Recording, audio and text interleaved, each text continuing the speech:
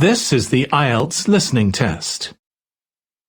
You will hear a number of different recordings, and you will have to answer questions on what you hear. There will be time for you to read the instructions and questions, and you will have a chance to check your work.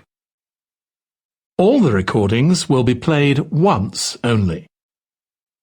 The test is in 4 parts.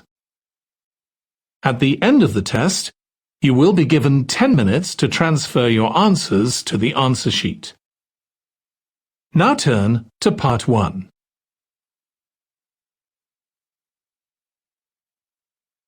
Part 1.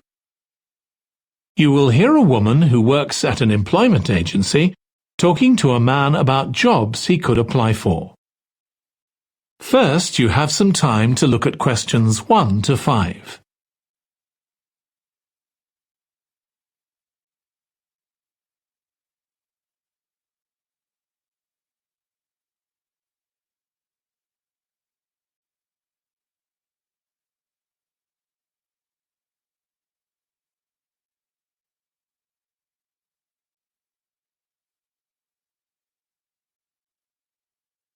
Now listen carefully and answer questions 1 to 5. Good morning. Thanks for coming in to see us here at the agency, Joe. I'm one of the agency representatives, and my name's Sally Baker. Hi, Sally. I think we spoke on the phone, didn't we? That's right, we did. So, thank you for sending in your CV.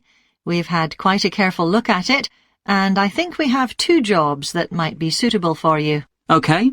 The first one is in a company based in North London. They're looking for an administrative assistant. OK. What sort of company is it?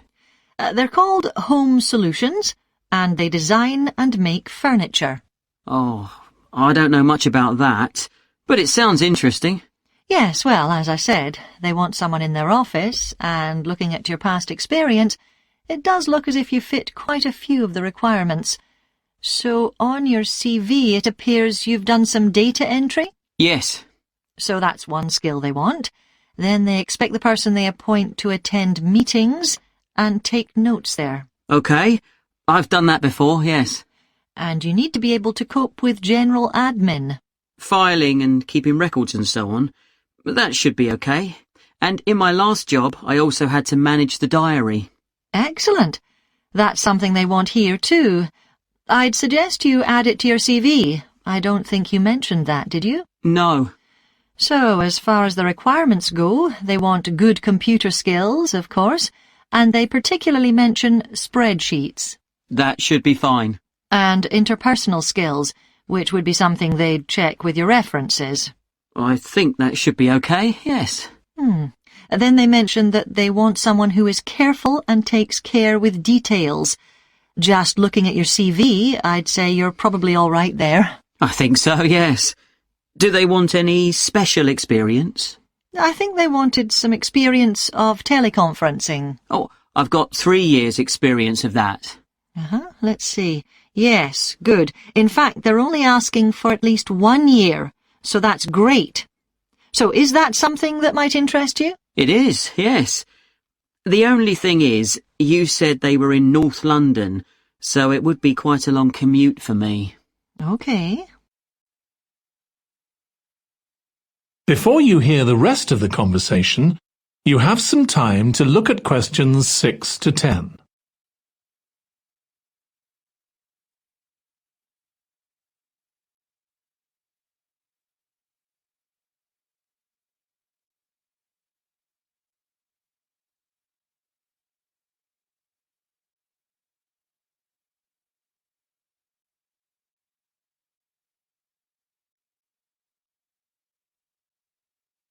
Now listen and answer questions 6 to 10.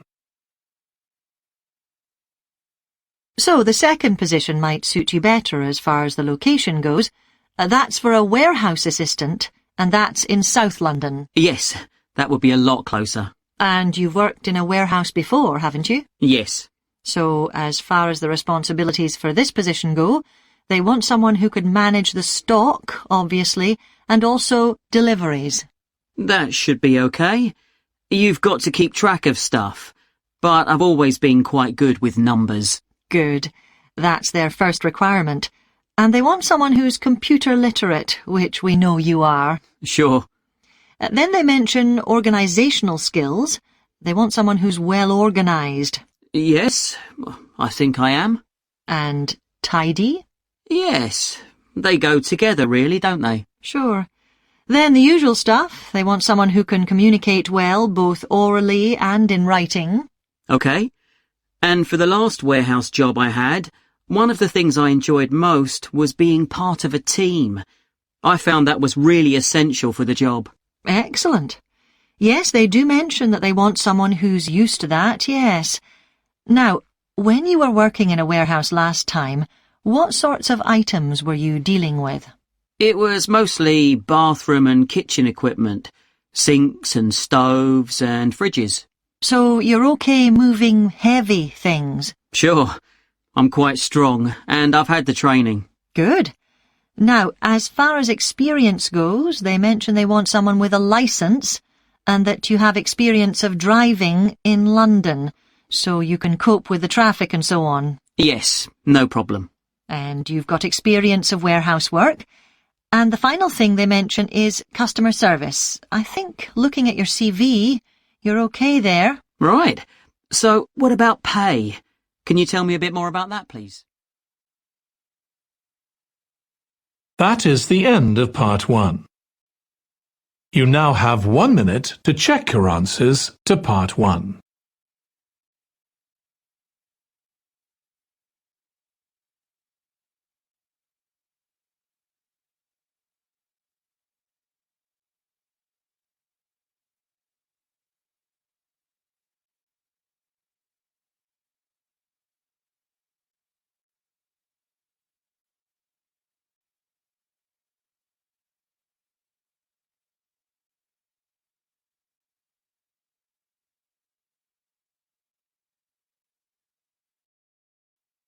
Part 2. You will hear a woman called Alice Riches talking on the radio about a scheme which involves closing streets to traffic to allow children to play. First, you have some time to look at questions 11 to 16.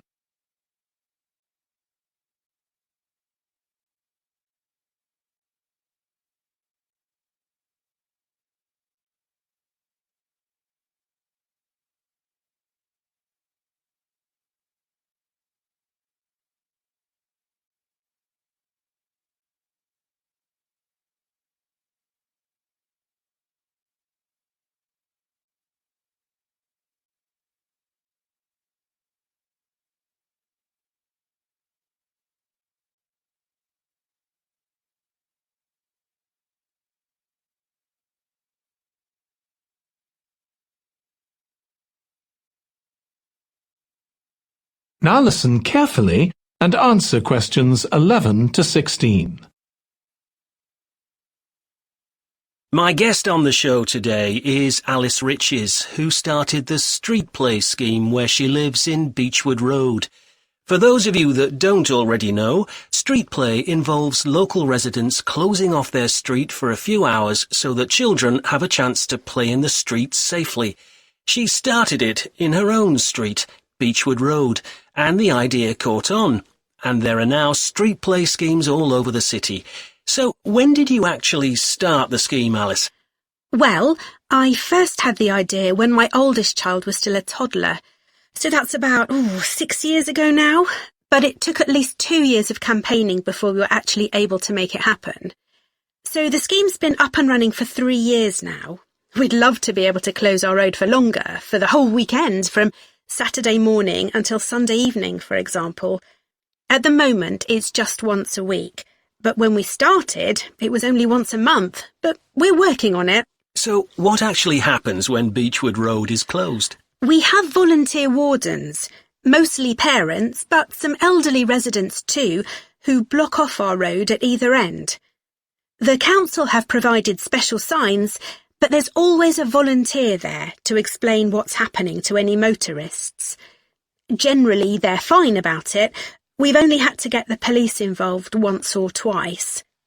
Now, I should explain that the road isn't completely closed to cars, but only residents' cars are allowed. If people really need to get in or out of Beechwood Road, it's not a problem as long as they drive at under 20 kilometres per hour. But most people just decide not to use their cars during this time, or they park in another street. The wardens are only there to stop through traffic. So, can anyone apply to get involved in street play? Absolutely. We want to include all kids in the city, especially those who live on busy roads. It's here that demand is greatest. Obviously, there isn't such demand in wealthier areas where the children have access to parks or large gardens, or in the suburbs where there are usually more places for children to play outside. I'd recommend that anyone listening who likes the idea should just give it a go. We've been surprised by the positive reaction of residents all over the city, and that's not just parents. There are always a few who complain, but they're a tiny minority. On the whole, everyone is very supportive and say they're very happy to see children out on the street, even if it does get quite noisy. Before you hear the rest of the conversation, you have some time to look at questions 17 to 20.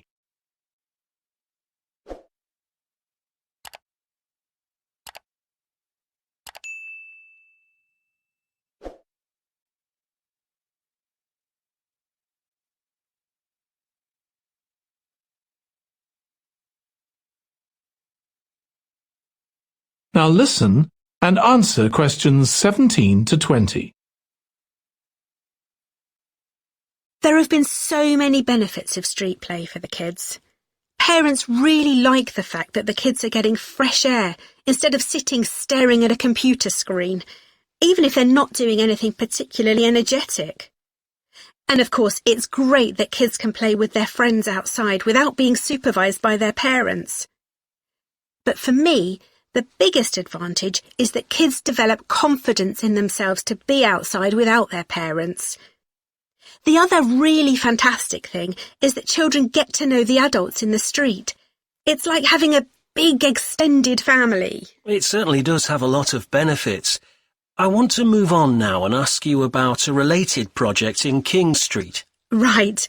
Well, this was an experiment I was involved in, where local residents decided to try and reduce the traffic along King Street, which is the busiest main road in our area, by persuading people not to use their cars for one day. We thought about making people pay more for parking, but we decided that would be really unpopular. So instead we just stopped people from parking on King Street, but left the other car parks open. It was surprising how much of a difference all this made. As we'd predicted, air quality was significantly better, but what I hadn't expected was how much quieter it would be, even with the buses still running.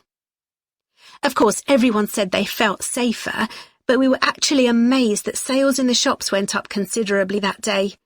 We thought there'd be fewer people out shopping, not more. That's really interesting. So, the fact that the street was... That is the end of part 2. You now have 30 seconds to check your answers to part 2.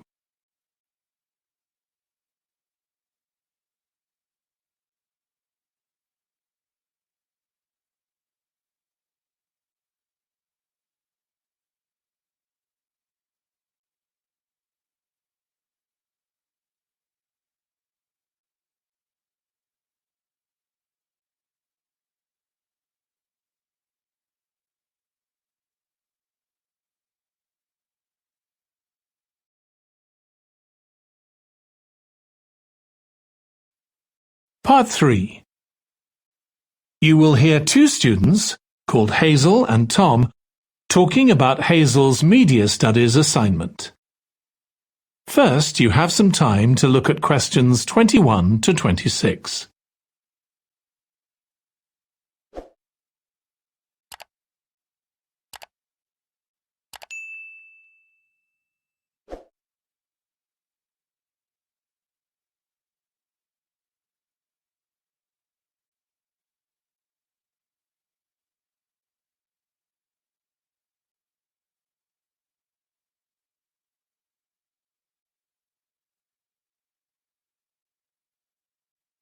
Now listen carefully and answer questions 21 to 26. Tom, could I ask you for some advice, please? Yes, of course. If you think I can help. What's it about? It's my first media studies assignment, and I'm not sure how to go about it. You must have done it last year. Is that the one comparing the coverage of a particular story in a range of newspapers? That's right. Oh, yes. I really enjoyed writing it. So, what sort of things do I need to compare? Well, there are several things. For example, there's the question of which page of the newspaper the item appears on. You mean because there's a big difference between having it on the front page and the bottom of page 10, for instance? Exactly. And that shows how important the editor thinks the story is. Then there's the size. How many column inches the story is given. How many columns it spreads over. And I suppose that includes the headline. It certainly does. It's all part of attracting the reader's attention. What about graphics? Whether there's anything visual in addition to the text? Yes, you need to consider those too, because they can have a big effect on the reader's understanding of the story. Sometimes a bigger effect than the text itself. Then you'll need to look at how the item is put together. What structure is it given? Bear in mind that not many people read beyond the first paragraph. So what has the journalist put at the beginning? And if, say, there are conflicting opinions about something, does one appear near the end where people probably won't read it? And newspapers sometimes give wrong or misleading information, don't they? Either deliberately or by accident. Should I be looking at that too? Yes, if you can. Compare what's in different versions, and as far as possible, try and work out what's true and what isn't. And that relates to a very important point. What's the writer's purpose? Or at least the most important one, if they have several. It may seem to be to inform the public, but often it's that they want to create fear or controversy, or to make somebody look ridiculous. Gosh, I see what you mean. And I suppose the writer may make assumptions about the reader. That's right. About their knowledge of the subject, their attitudes, and their level of education, which means writing so that the readers understand without feeling patronized. All of that will make a difference to how the story is presented. Before you hear the rest of the discussion, you have some time to look at questions 27 to 30.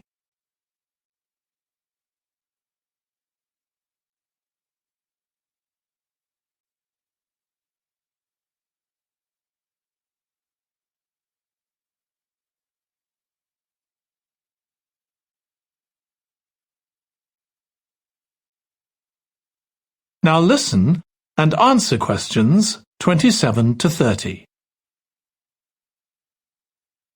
Does it matter what type of story I write about? No. National or international politics, the arts, anything, as long as it's covered in 2 or 3 newspapers. Though, of course, it'll be easier and more fun if it's something you're interested in and know something about. And on that basis, a national news item would be worth analysing.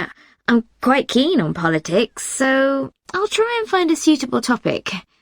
What did you choose for your analysis, Tom? I was interested in how newspapers expressed their opinions explicitly. So I wanted to compare editorials in different papers, but when I started looking, I couldn't find 2 on the same topic that I felt like analysing. In that case, I won't even bother to look. So in the end, I chose a human interest story, a terribly emotional story about a young girl who was very ill, and lots of other people, mostly strangers, raised money so she could go abroad for treatment.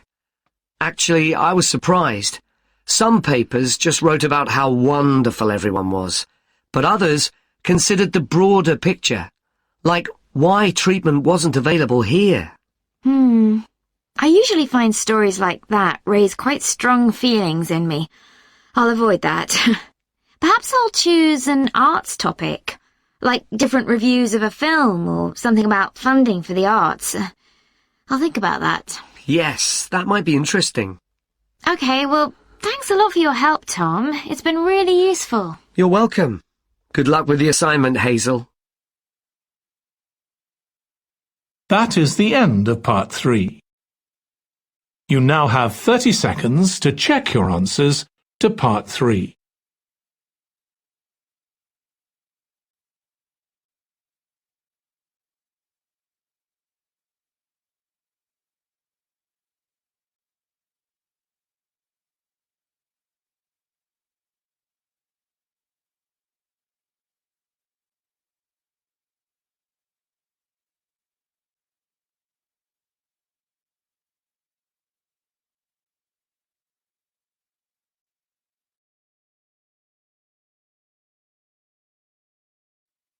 Part 4. You will hear part of a lecture on the early history of keeping clean.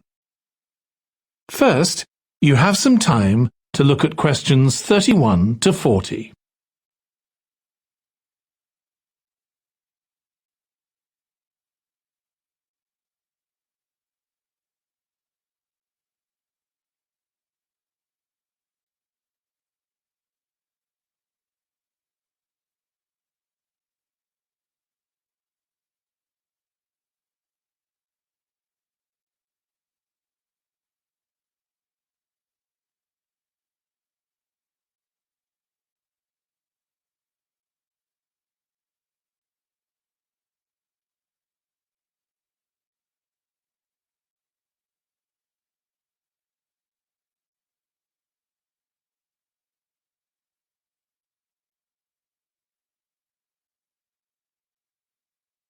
Now listen carefully and answer questions 31 to 40. Nowadays, we use different products for personal cleanliness, laundry, dishwashing and household cleaning, but this is very much a 20th century development. The origins of cleanliness date back to prehistoric times. Since water is essential for life, the earliest people lived near water and knew something about its cleansing properties, at least that it rinsed mud off their hands. During the excavation of ancient Babylon, evidence was found that soap making was known as early as 2800 BC. Archaeologists discovered cylinders made of clay, with inscriptions on them saying that fats were boiled with ashes. This is a method of making soap, though there's no reference to the purpose of this material. The early Greeks bathed for aesthetic reasons and apparently didn't use soap. Instead, they cleaned their bodies with blocks of sand, pumice and ashes, then anointed themselves with oil and scraped off the oil and dirt with a metal instrument known as a strigil. They also used oil mixed with ashes. Clothes were washed without soap in streams. The ancient Germans and Gauls are also credited with discovering how to make a substance called soap, made of melted animal fat and ashes. They used this mixture to tint their hair red. Soap got its name, according to an ancient Roman legend, from Mount Sapo, where animals were sacrificed, leaving deposits of animal fat. Rain washed these deposits, along with wood ashes, down into the clay soil along the river Tiber. Women found that this mixture greatly reduced the effort required to wash their clothes. As Roman civilization advanced, so did bathing. The first of the famous Roman baths, supplied with water from their aqueducts, was built around 312 BC. The baths were luxurious, and bathing became very popular. And by the 2nd century AD, the Greek physician Galen recommended soap for both medicinal and cleansing purposes.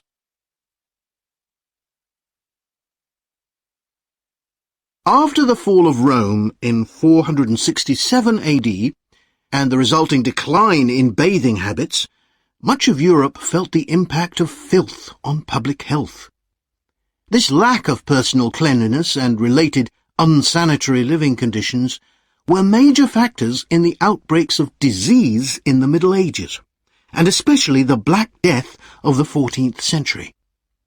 Nevertheless, soap-making became an established craft in Europe, and associations of soap-makers guarded their trade secrets closely.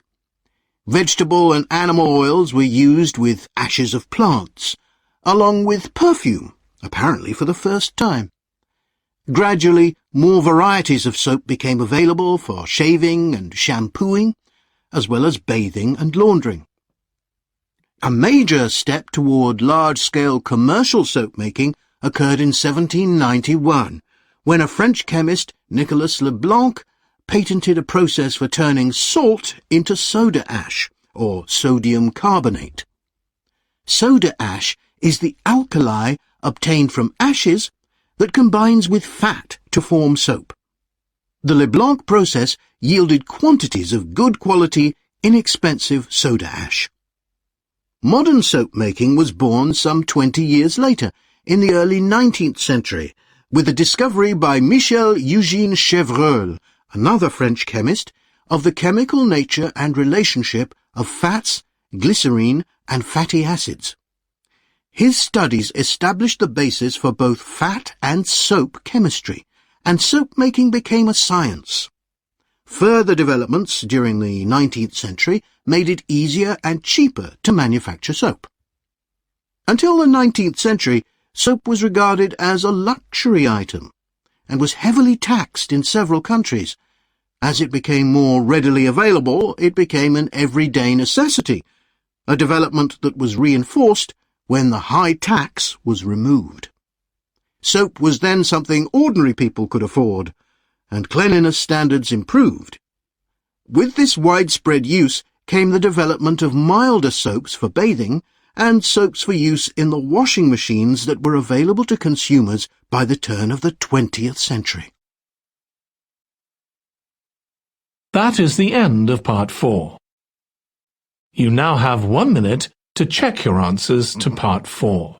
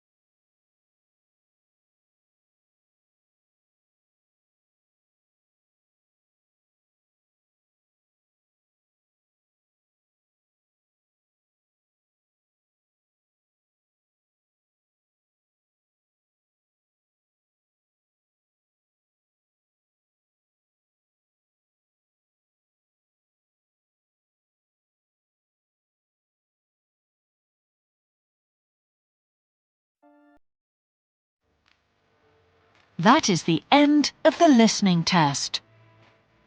In the IELTS test, you would now have 10 minutes to transfer your answers to the answer sheet.